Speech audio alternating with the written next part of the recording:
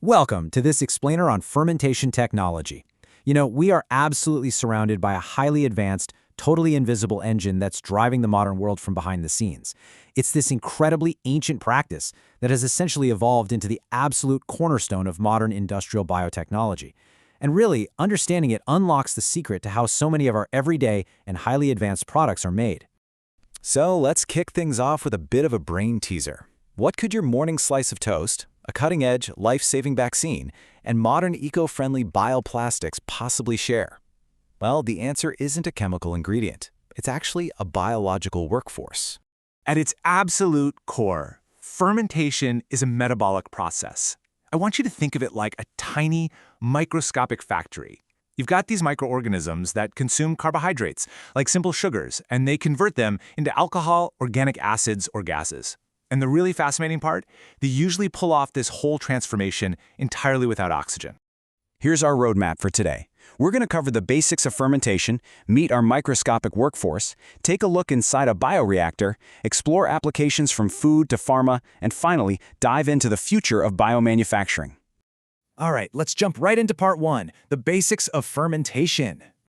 What's actually wild to think about here is how humanity used this process completely blind for millennia. I mean, thousands of years ago, we were already using it to make bread and wine.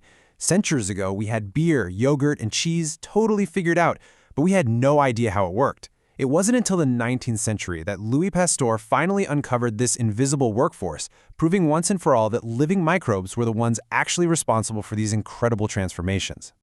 Under the hood, this is the basic chemical engine powering things like alcohol production.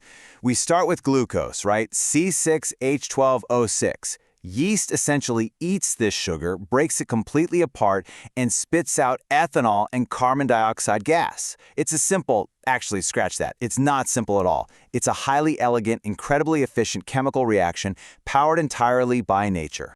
Moving on to section 2, the microscopic workforce. Our biological workforce is super specialized, with specific microorganisms assigned to very distinct industrial day jobs. Yeasts, like Saccharomyces cerevisiae, are the undisputed kings of bread and beer.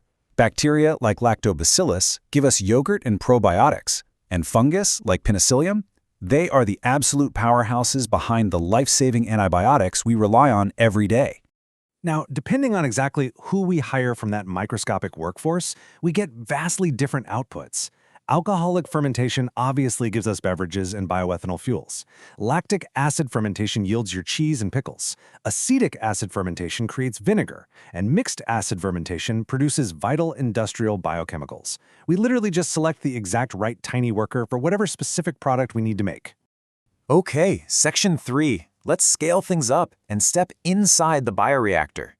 So to successfully scale this up from a tiny petri dish in a lab to a massive industrial production, you need 4 key components working in perfect harmony.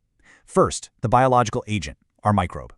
Second, the substrate, which is basically the sugary raw food they eat, like molasses or starch. Third, the bioreactor vessel itself. And fourth, tightly controlled environmental conditions. You're carefully balancing temperature, pH, and oxygen to keep everything happy. You have to realize this fermenter isn't just some giant metal soup pot. It is a highly engineered, high-tech habitat. It's got a stirrer and an aeration system to keep things moving and breathing. It's packed with rigorous temperature and pH controls and a whole suite of sensors. Its one and only job is to keep our microbes well-fed, comfortable, and, this is crucial, strictly separated from any outside contamination. When designing these systems, bioengineers have to weigh some pretty massive trade-offs. On one hand, you've got batch fermentation, where all the nutrients get dumped in at the start. It's simple, it's pretty safe from contamination, but your productivity is capped. On the other hand, continuous fermentation constantly feeds fresh medium in and pulls finished products out. That gives you huge productivity for large-scale ops, but man, the risk of contamination ruining the entire continuous run is just way, way higher. Which brings us to section 4, applications from food to pharma. The scale of this technology is honestly mind-blowing. Fermentation has evolved far, far beyond your kitchen counter. Today, it is a foundational pillar of the pharmaceutical industry, churning out everything from therapeutic proteins to vaccines. In industrial biotech, it synthesizes enzymes, bioplastics, and biofuels. And even in agriculture, These microscopic factories are pumping out the biofertilizers that literally keep our global food supply robust and growing. So why does all of this matter? What makes this a real game changer is that it offers a genuinely sustainable alternative to traditional, heavy chemical manufacturing. By leveraging biology, we get to use renewable resources. It's environmentally friendly, it's incredibly cost-effective once it's up and running, and it offers astonishingly high product specificity at a massive global scale. Basically, nature already designed the perfect manufacturing process. We're just finally figuring out how to harness it. But hey, let's keep it real. It's not all sunshine and roses. Dealing with living organisms is tough. There is this constant looming risk of contamination, which demands incredibly strict, hospital-grade sterile conditions. Those massive bioreactors? They come with staggering equipment costs up front. Plus, microbes are incredibly finicky and sensitive to tiny environmental changes. And once they do their job, extracting that final pure product from the soup is a highly complex process.